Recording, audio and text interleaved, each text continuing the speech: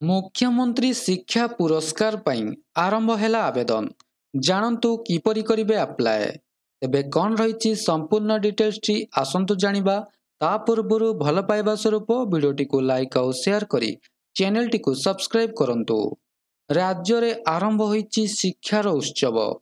शिक्षा को एक सामाजिक आंदोलन रे परिणत करिबा पई होईची व्यवस्था।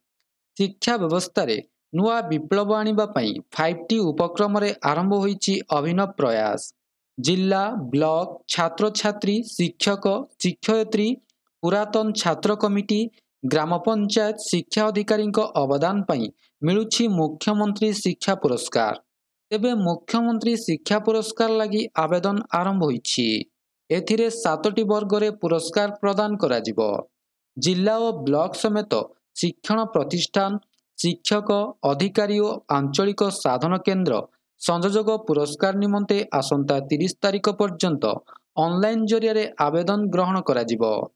msp.odisha.gov.in पोर्टाल रे मुख्यमंत्री शिक्षा पुरस्कार पाई आवेदन करि परिबे। तेबे यह थिला संपूर्ण अपडेट टी। जदि वीडियोटी भल लगी थाए वीडियोटी को लाइक करंतु शेयर करंतु एवं चैनल टी को सब्सक्राइब करने को भूलंतु नहीं। जय जगन्नाथ।